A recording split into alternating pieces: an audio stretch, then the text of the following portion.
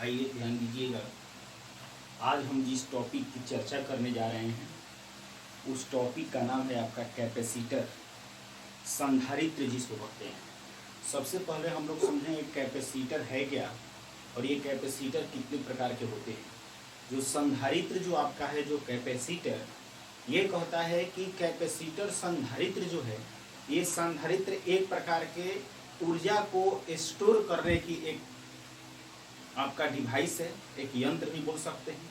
हालांकि हम लोग जो संधारित्र हम बोर्ड पे बना रहे हैं और लेकिन वास्तविक पैमाने पर जो मार्केट से हम लोग संधारित्र जो कि आपका मदर बोर्ड जो होता है उसमें लगा होता है, इतना बड़ा बड़ा होता है कैपेसिटर, या हम लोग जो पंखा चलाते हैं उस पंखा में हम लोग जिसको कंडेंसर कहते हैं, जो बेलनाकार लंबा इतना बड़ा जो लगा हुआ होता है, तो कंडेंसर भी उसको बोला जाता है। तो संधारित्र जो है, कैपेसिटर जो है, कैपेसिटर क्या करता है कि अपने अंदर एनर्जी को स्टोर करके रखता है। तो जो अपने अंदर एनर्जी को स्टोर करने का जो ये डिवाइस है, उसी डिवाइस का नाम है आपका संधारित्र। और ये संधारित्र आपका अलग अलग प्रकार का होता है। बेलना जैसे अभी बताए हैं कि जो फैन में जो कंडेंसर जिसको हम लोग बोलते हैं जो लगा हुआ होता है, उस कंडेंसर का नाम है आपका बेलनाकार संधारित्र, बेलनाकार सिलिंड्रिकल कैपेसिटर उसको बोल सकते हैं। इसके बाद गोलीय संधारित्र भी होता है, स्फेरिकल कैपेसिटर। तो आपका इसके बाद समानांतर प्लेट संधारित्र भी होता है, पैरेलल प्लेट कैपेसिटर। ये कैपेसिटर आपका तीन प्रकार के, एक पैरेलल प्लेट कैपेसिटर, समानांतर प्लेट संधारित्र, दूसरा गोलीय संधारित्र और तीसरा है आपका बेलनाकार संधारित्र। लेकिन हम लोग को पढ़ना एक ही है जिसका नाम है आपका समानांतर प्लेट संधारित्र, पैरेलल प्लेट कैपेसिटर। तो सबसे पहले हम जानते हैं कि संधारित्र है क्या। ये कह रहा है कि संधारित्र जो है वह समान आकृति के दो प्लेटों की एक ऐसी युक्ति होती है जिसमें किसी एक प्लेट के निकट किसी दूसरे प्लेट को लाने पर पहले प्लेट की जो धारिता होती है वो बढ़ जाती है। यानी कि कहने का तात्पर्य है कि संधारित्र क्या है। जैसे हम बताएं कि कैपेसिटर क्या है, तो कैपेसिटर एक ऊर्जा को, एनर्जी को स्टोर करने के, संचित करने की एक युक्ति है, उसी को हम लोग संधारित्र कहते हैं। तो अब संधारित्र अपने अंदर एनर्जी को स्टोर करता कैसे है, कैसे वो आप ऊर्जा को अपनी अंदर स्टोर करके रखेगा, संचित करके रखेगा, उसको हम लोग लिख रहे हैं। ध्यान दीजिएगा, हम यहाँ बनाते हैं, ये दो मान लीजिए कैपेसिटर ले लिए, एक ये ले लिए और दूसरा ये कैपेसिटर ले लिए। पर संधारित्र हमेशा अकेले नहीं होगा। संधारित्र जो है वह समान आकृति के दो प्लेटों की एक ऐसी युक्ति है, समान आकृति के, इसमें दो प्लेट होंगे, समान आकृति के दो प्लेटों की एक ऐसी युक्ति है जिसमें किसी एक प्लेट के निकट किसी दूसरे प्लेट को लाने पर पहले प्लेट की धारिता जो है वो बढ़ जाती है। संधारित्र जो है ऊर्जा को स्टोर करने, संचित करने की एक युक्ति है, एक पद्धति है। कैसे? तो मान लीजिए ये दो प्लेट लिए, इन दोनों प्लेटों को शुरू में डिस्चार्ज है, इसमें कोई चार्ज नहीं। इन दोनों प्लेटों को हम क्या किए कि किसी बैटरी से जोड़ दिए। यानी कि कैपेसिटर का मतलब सच दैट ए बैटरी, जैसे बैटरी को डिस्चार्ज हो जाता है तो बैटरी को हम लोग क्या करते हैं, चार्ज करते हैं। जब बैटरी को हम लोग चार्ज करते हैं तब पुनः उस बैटरी के अंदर जो है एनर्जी क्या होता है, स्टोर हो जाता है। एनर्जी को अपने अंदर बैटरी जमा कर लेता है। अब हम लोगों को जिस प्रकार से उसमें से एनर्जी का बल्ब जलाना है, फैन चलाना है, जैसे जैसे उस एनर्जी का यूज करना होता है और उस बैटरी से एनर्जी हम थोड़ा थोड़ा करके क्या करते हैं, निकालते हैं। तो ये बैटरी जो है वो क्या करता है, अपने अंदर एनर्जी को स्टोर करके रखता है। सच दैट उसी प्रकार से आपका कैपेसिटर भी है। कैपेसिटर जो है वो कैपेसिटर भी अपने अंदर एनर्जी को स्टोर करके रखता है। बट कैपेसिटर और बैटरी ये दोनों में एक ही अंतर है कि बैटरी के द्वारा जो हम लोग स्टोर एनर्जी को निकालते हैं वो एनर्जी ज्यादा देर तक आपका बैटरी के अंदर जो एनर्जी है उसको बहुत देर तक, हम जैसे घड़ी में बैटरी लगा हुआ है, ये बैटरी अभी लगाया 2 मिनट के बाद खत्म नहीं हो जाएगा, ये लंबा 2, 3, 4, 5, 6 महीना तक ये चलेगा। घर में जो बैटरी लगाते हैं, इन्वर्टर का बैटरी है, उसका भी कैपेसिटी है कि कितना देर तक चलेगा। लेकिन कैपेसिटर के अंदर जो एनर्जी स्टोर होता है, ये एनर्जी जो है ये बल्क एनर्जी देता है। ये एनर्जी बहुत अत्यधिक मात्रा में एक ही बार देगा और ये तुरंत सेकंड के अंदर क्या होगा, डिस्चार्ज हो जाएगा पूरा। तो इसलिए कंडेंसर, ये कैपेसिटर और आप जो बैटरी का उदाहरण दे रहे हो बैटरी, ये दोनों बैटरी के बीच यही अंतर है कैपेसिटर के बीच और इसके बीच। अब ध्यान दीजिएगा अब जो यहाँ पे हम बताने आपको जा रहे हैं कि कैपेसिटर क्या है, तो एनर्जी को स्टोर करने की एक डिवाइस है, एक युक्ति है। हम यहाँ एक बैटरी ले लिए और इस बैटरी का एक पॉजिटिव और ये आपका एक इसका प्लेट हो गया निगेटिव। ये दोनों कैपेसिटर को हम क्या किए कि जोड़ दिए। एक कैपेसिटर को बैटरी के पॉजिटिव से जोड़ दिए और दूसरे कैपेसिटर को बैटरी के निगेटिव से जोड़ दिए। हम जानते हैं कि आपका ये दोनों प्लेट जो है समानांतर कैपेसिटर का, ये धातु का बना हुआ है। और कोई भी चीज में हम जानते हैं कि धातु हो या कोई भी चीज हो, उसमें जो है आपका पॉजिटिव और negative both charges are equal to each other. उसमें दोनों आवेश हमेशा समान मात्रा में उपस्थित रहते हैं। तो जितना इसमें प्लस है उतना ही माइनस है, इसमें भी जितना प्लस होगा उतना ही माइनस होगा। तब हम कैसे इसको जानेंगे कैसे ये चार्ज हुआ। तब ध्यान दीजिएगा, ये बैटरी का प्लस है, तब प्लस किसको समान आवेशों के बीच प्रतिकर्षण होगा और विपरीत आवेशों के बीच आकर्षण होगा। तो इसमें जितनी 5 को अगर प्रोटॉन है तो 5 ही इसमें क्या है, इलेक्ट्रॉन भी है। लेकिन इलेक्ट्रॉन पर कैसा चार्ज होता है, निगेटिव। अब प्रोटॉन पर कैसा चार्ज होता है, आपका प्रोटॉन पर चार्ज होता है पॉजिटिव। तो +5 है तो प्लस माइनस क्या है, 5 इलेक्ट्रॉन है, +5 प्रोटॉन है। कोई भी धातु के प्लेट में शुरू में इनिशियली हम लोग जानते हैं कि जितनी परमाणु संख्या उतना ही उसमें प्रोटॉन की संख्या और उतना ही उसमें इलेक्ट्रॉन की संख्या होती है। वही ध्यान देंगे, जैसे ही बैटरी के प्लस और माइनस इसको जोड़ते हैं, ये पॉजिटिव प्लेट से ऊंची हाई पोटेंशियल से जुड़ा हुआ है और ये निगेटिव प्लेट यानी कि लो पोटेंशियल से जुड़ा हुआ है। धारा का प्रवाह हमेशा high potential to low potential होता है, लेकिन इलेक्ट्रॉन का जो प्रवाह होता है वह विद्युत धारा के प्रवाह से बिल्कुल क्या होता है, उल्टा दिशा में होता है। तो इलेक्ट्रॉन इसमें से क्या होगा, इलेक्ट्रॉन यदि बोले तो इसका इलेक्ट्रॉन का मतलब कैसा चार्ज, निगेटिव चार्ज। इलेक्ट्रॉन क्या करेगा कि इसमें से निकल के, क्योंकि प्लस है तो माइनस, इलेक्ट्रॉन पर निगेटिव चार्ज होता है, प्लस माइनस को अपनी ओर आकर्षित करेगा।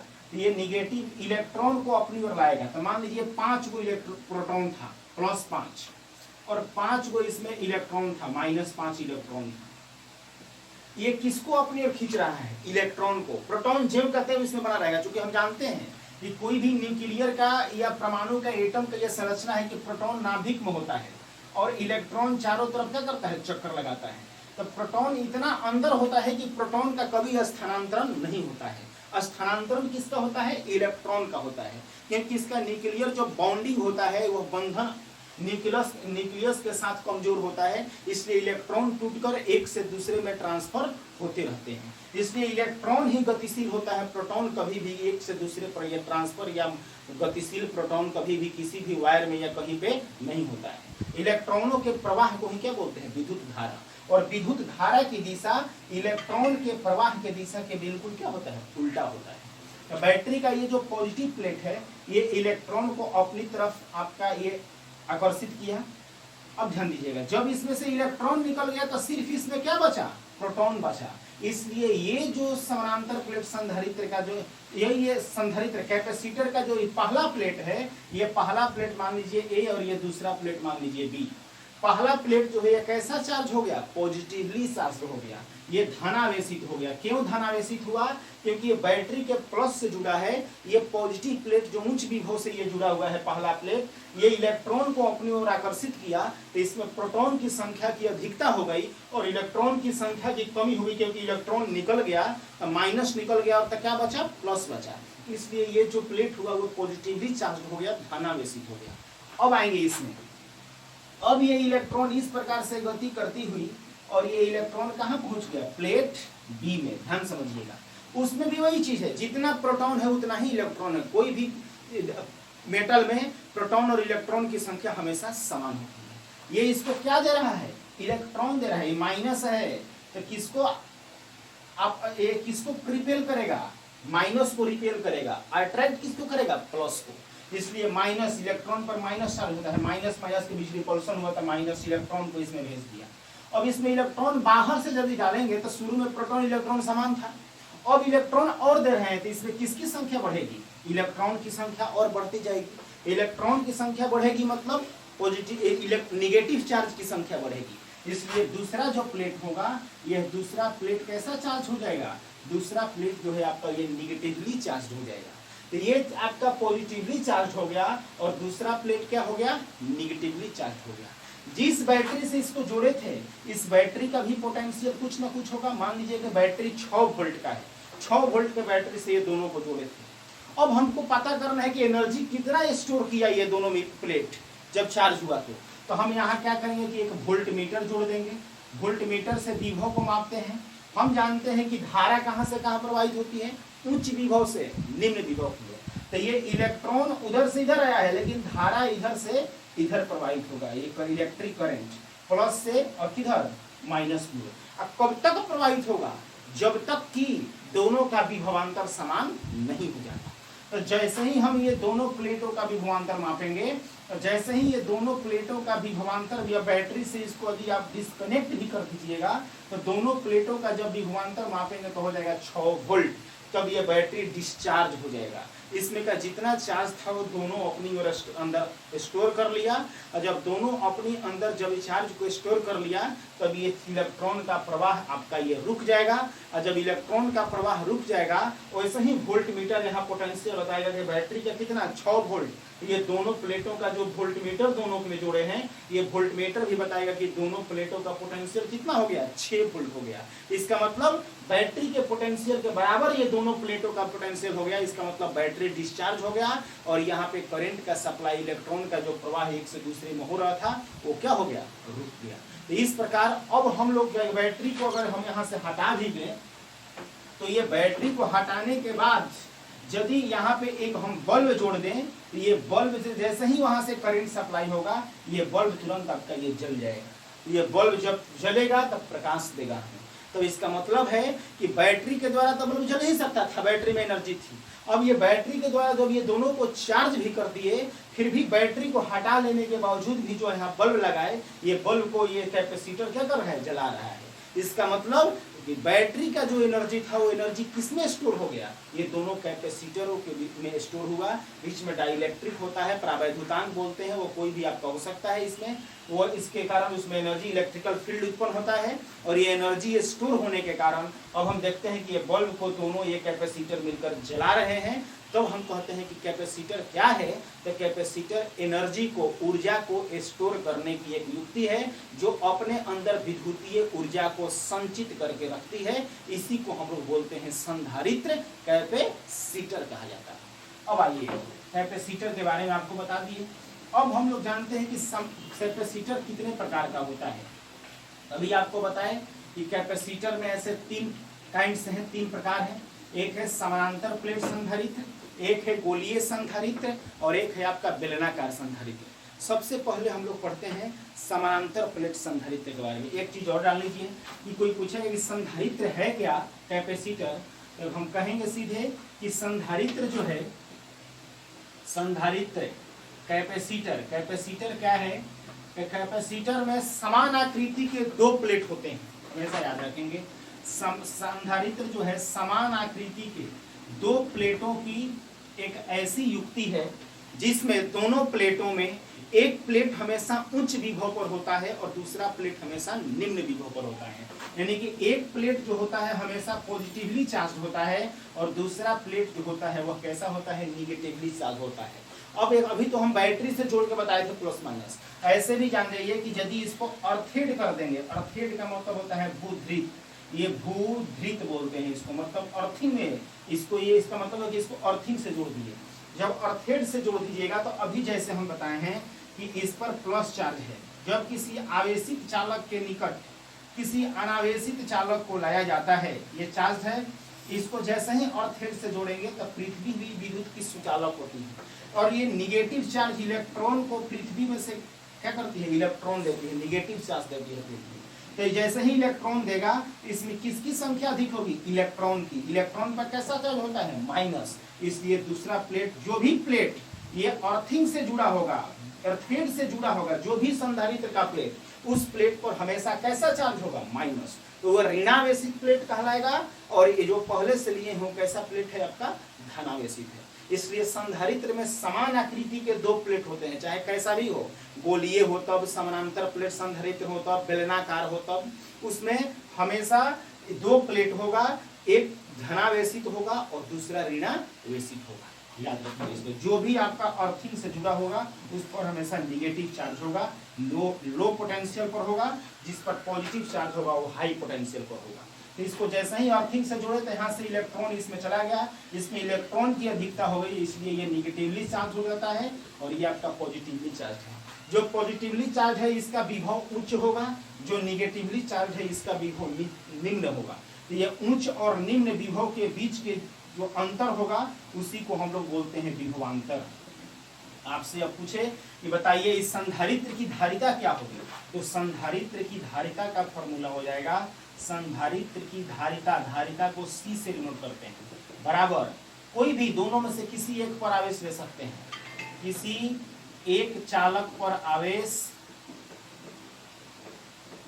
बटा दोनों प्लेटों के किसी एक प्लेट पर आवेश बटा दोनों प्लेटों के बीच का विभवांतर, दोनों प्लेटों के बीच का इसका विभवांतर 10 वोल्ट है, इसका 6 वोल्ट है, तो 10 में से 6 गया 4 वोल्ट विभवांतर, विभव में अंतर हो गया इसका, तो C बराबर Q बटा में। ये आपका संधारित्र की धारिता का फॉर्मूला हो गया। ऐसे धारिता का फॉर्मूला आपको पहले भी बता चुके हैं, C बराबर Q बाई V, यानी कि धारिता बराबर दोनों में से किसी भी एक चालक या एक प्लेट पर आवेश बटा दोनों प्लेटों या दोनों चालकों के बीच का विभवांतर, C बराबर Q बटा में V। अब आइए, अब हम लोग चलेंगे, अभी आपको बताएं कि संधारित्र कितने प्रकार के, तो संधारित्र 3 प्रकार की, एक समानांतर प्लेट संधारित्र, एक गोलीय संधारित्र और एक बेलनाकार संधारित्र। लेकिन हमको पढ़ना है सिर्फ आपका ऐसे ऑनलाइन, अगर फिजिकली हम अभी आपको क्लास में पढ़ाते तो ये तीनों के बारे में हम आपको डील करते, लेकिन समय अभाव के कारण हम एक संधारित्र ही आपके सिलेबस में है जो है समानांतर प्लेट संधारित्र। हम यहाँ समानांतर प्लेट संधारित्र का ही जिक्र कर रहे हैं, ध्यान दीजिएगा। समानांतर प्लेट संधारित्र की धारिता का व्यंजक, expression of capacitance of parallel plate capacitor. समानांतर प्लेट संधारित्र में ध्यान दीजिएगा, आपको बताए हैं संधारित्र का मतलब ही है, संधारित्र हमें हमेशा 2 प्लेट होगा, जो आपका अर्थेड से अर्थिंग से जुड़ा होगा उस पर हमेशा निगेटिव चार्ज होगा और एक पर आपका पॉजिटिव चार्ज होगा, एक उच्च विभव पर होगा और एक निम्न विभव पर। ये आपका दोनों प्लेट जो है, प्लेट का हम मान लीजिए कि क्षेत्रफल A है और दोनों प्लेट पॉजिटिव और निगेटिव प्लेटों के बीच की जो दूरी है वो क्या है, D। अब कह रहा है कि ये दोनों प्लेटों के बीच की दूरी आपका D है, बीच में जरूर कोई ना कोई माध्यम होगा, ये दोनों प्लेटों के बीच कोई भी, आप हवा ले लीजिए, जल ले लीजिए, कोई भी माध्यम आप ले सकते हैं, डाइलेक्ट्रिक प्रावैधुतांक जिसको बोलते हैं, जो भी माध्यम यहाँ लेंगे उस माध्यम की विद्युतशीलता का मान क्या हो जाएगा, एप्सिलॉन R। और जब माध्यम दोनों प्लस और माइनस प्लेटों के बीच रहेगा तो इसमें आपका ऊर्जा स्टोर होगा, विद्युतीय ऊर्जा, और ऊर्जा जहां स्टोर होगा वहां विद्युतीय क्षेत्र उत्पन्न जरूर होगा। तो हम मान लीजिए कि ये P बिंदु है, जिस P बिंदु पर हमको कोई ना कोई विद्युतीय क्षेत्र उत्पन्न होगा, उस विद्युतीय क्षेत्र का मान हम क्या करेंगे, निकालेंगे। यहाँ लिखेंगे कि माना कि समानांतर प्लेट संधारित्र जो है यह इसके एकांक क्षेत्रफल आपको स्थित आवेश यानी कि आवेश का पृष्ठीय घनत्व, जब क्षेत्रफल पर आवेश होता है वितरित तो उसको आवेश का पृष्ठीय घनत्व बोलते हैं। आवेश का पृष्ठीय घनत्व सिग्मा है, इसका क्षेत्रफल A है, दोनों प्लेटों के बीच की दूरी D है, तो हमें समानांतर प्लेट संधारित्र की धारिता का व्यंजक ज्ञात करना है। यहाँ जो हम निकाल रहे हैं वह एक समान माध्यम का मतलब हुआ यूनिफॉर्म मीडियम। ये दोनों प्लेटों के बीच कोई एक ही माध्यम होगा, चाहे हवा भरा हो या दोनों प्लेटों के बीच वायु हो या जल हो या अन्य कोई पदार्थ हो, रहेगा कोई ना कोई डाइलेक्ट्रिक प्रावैधुतांक, कोई ना कोई आपका एक ही रहेगा।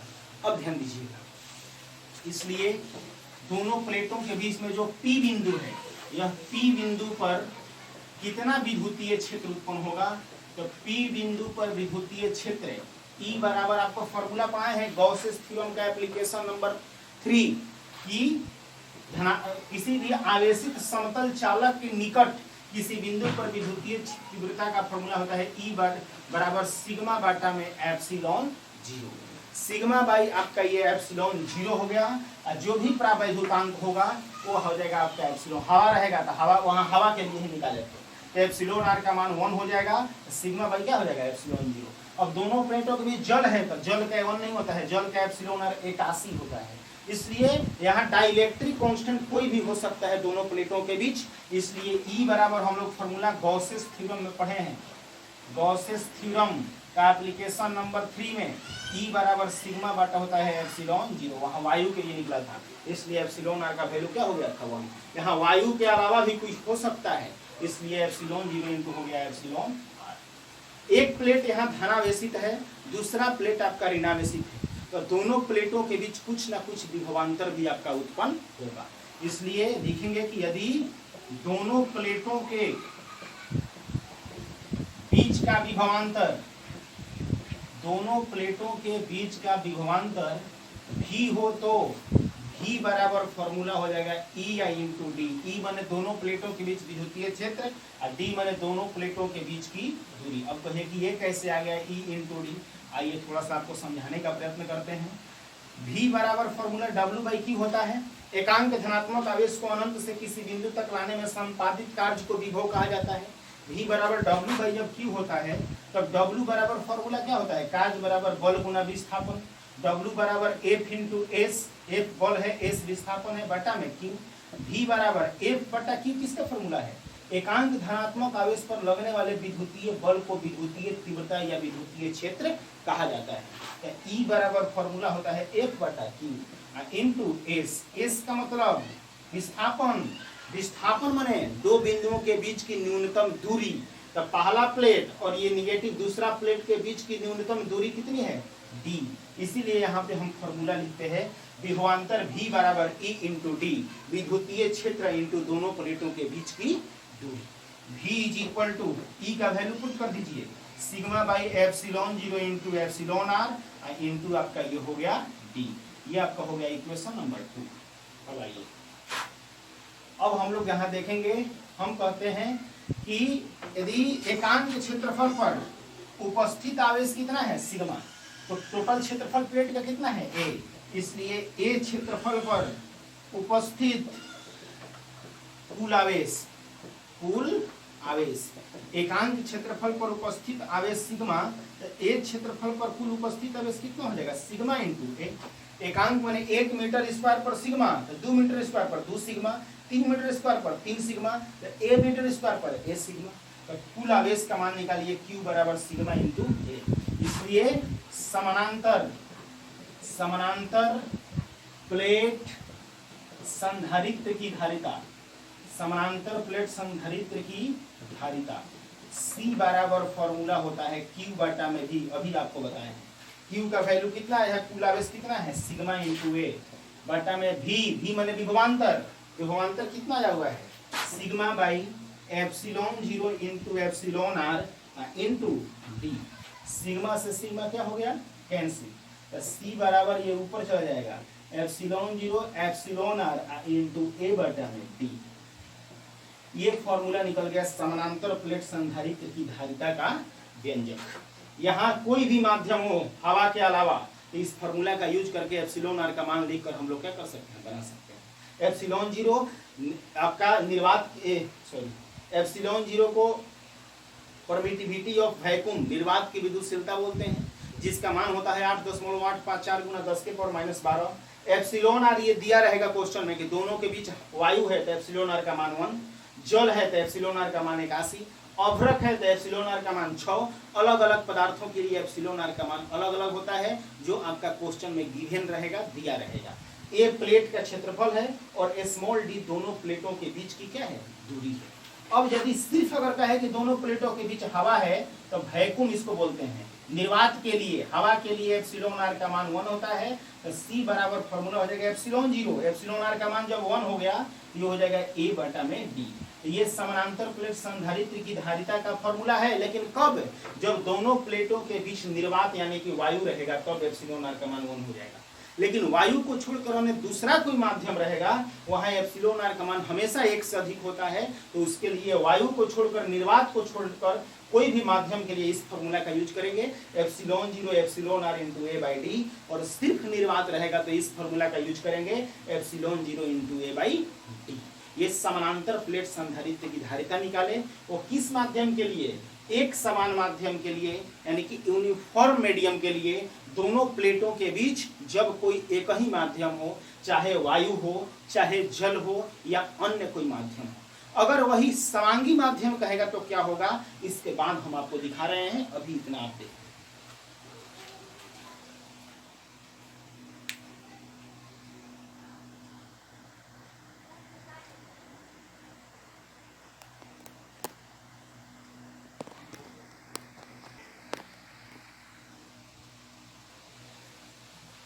समांगी माध्यम के लिए जो है वो हम इसको अगले वीडियो में दिखाएंगे, क्योंकि इसमें कम से कम 25-26 मिनट का ये वीडियो बन चुका है।